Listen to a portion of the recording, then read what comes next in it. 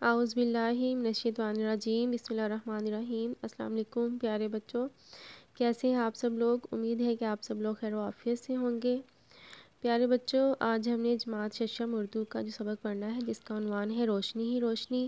بچوں ہم اس کے جو ہے وہ صفحہ نمبر 134 سے لے کے 137 تک کی پڑھائی کر چکے ہیں۔ آج ہم نے اس کے صفحہ نمبر 138 کی پڑھائی کرنی ہے، تو شاباش آپ لوگ بھی اپنی اردو کی کتابیں کھولیں اور میرے ساتھ ساتھ آپ نے اس کی پڑھائی کرنی ہے۔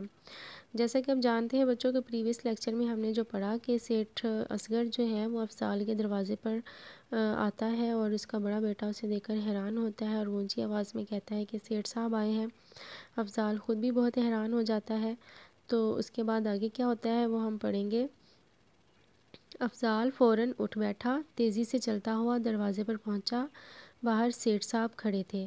سیٹھ صاحب آپ؟ افضال کو انہیں اپنے دروازے پر دیکھ کر بڑی حیرت ہوئی تھی۔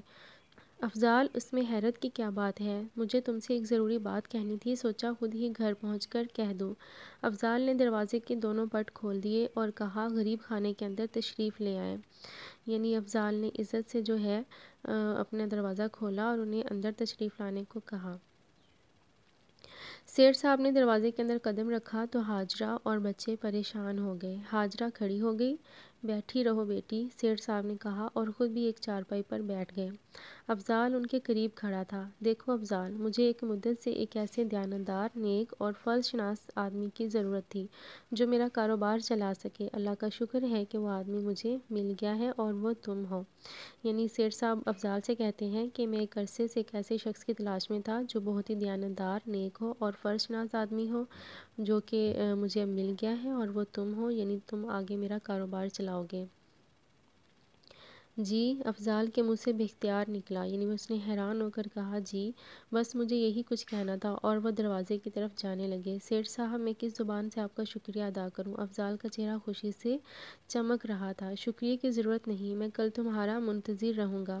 سیٹھ صاحب دروازے سے نکل گئے۔ افضال بھی ان کے پیچھے گیا اور جب واپس آیا تو اسے یوں محسوس ہوا کہ اس کے چاروں طرف روشنی ہی روشنی پھیلی ہوئی ہے۔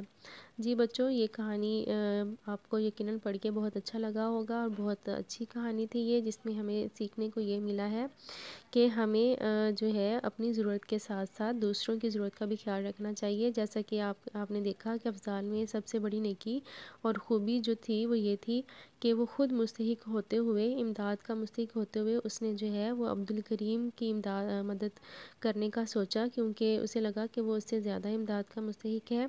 حالانکہ افضال کے اپنے جو حالات تھے گھر کے وہ ٹھیک نہیں تھے، لیکن اس کے باوجود اس نے کہا کہ عبدالکریم امداد کا مجھ سے زیادہ حقدار ہے۔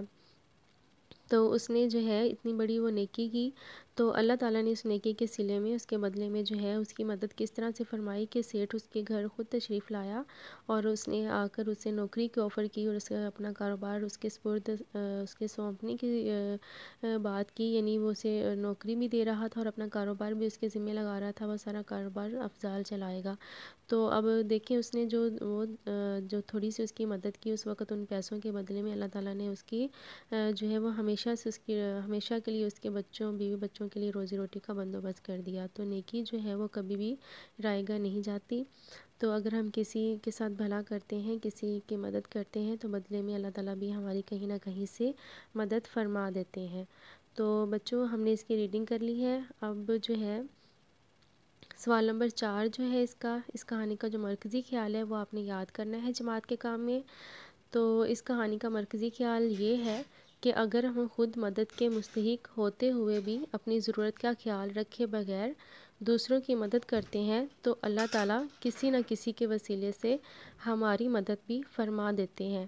یعنی اگر ہم خود بھی مستحق ہیں کسی کی مدد کے، ہمارے خود کے حالات ٹھیک نہیں ہیں، اس کے باوجود ہمیں دوسروں کی مدد کرنے کا خیال رہتا ہے اور ہمیں لگتا ہے کہ ہمیں اپنے سے زیادہ دوسرے کی مدد کرنی چاہیے، وہ ہم سے زیادہ مستحق ہے، تو اللہ تعالیٰ ہماری بھی مدد کسی نہ کسی کے وسیلے سے فرما دیتے ہیں اور ہمارے ساتھ بھی جو ہے وہ بھلائی والا معاملہ فرماتے ہیں۔ تو بچوں اس کہانی کے مرکزی خیال کو آپ نے یاد کرنا ہے اور اس کے بعد آپ کا جو گھر کا کام ہے وہ آپ نے کیا کرنا ہے کہ اپنی اس سبق کا جو ہے وہ صفحہ نمبر 139 اوپن کیجئے۔ تو 139 پیج پہ آپ کے جو قواعد دیا ہوا ہے اس میں کیا کرنا ہے، آپ نے خط کشیدہ کیے گئے الفاظ کی ازداد یعنی ضد جو ہے اس کے متضاد لکھ کر جملے جو ہیں وہ دوبارہ لکھنے ہیں، بنانے، ٹھیک ہے۔ یہ آپ نے اپنے ہوم ورک میں کرنا ہے، گھر کے کام میں آپ نے اس کو کرنا ہے۔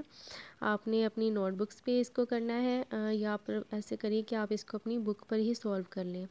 آپ اپنی بک پر اس کو جو ہے ایسے ہی سولو کر لیں۔ پہلا جو جملہ بنا ہوا ہے، علم سے بڑھ کر کوئی دوست نہیں، تو اس سے علم جن الفاظ کو انڈر لائن کیا گیا ہے اس کے ہم نے اپوزٹ کرنے ہیں، ٹھیک ہے۔ تو علم کا جو ہے اپوزٹ، اس کا جو متضاد ہے وہ جہالت ہوتا ہے، اور دوست کا جو ہے متضاد وہ دشمن ہوتا ہے۔ علم سے بڑھ کر کوئی دوست نہیں، اس کے اپوزٹ جو جملہ بنے گا وہ یہ ہے، جہالت سے بڑھ کر کوئی دشمن نہیں۔ اس کے بعد ہے تازہ کھانا انسان کو توانا رکھتا ہے، تو تازہ کا متضاد ہوتا ہے باسی کھانا، اور توانا کا مطلب توانا کا متضاد ہے وہ ہوتا ہے بیمار۔ تو تازہ کھانا انسان کو توانا رکھتا ہے، اس کا متضاد جملہ بنے گا باسی کھانا انسان کو بیمار رکھتا ہے۔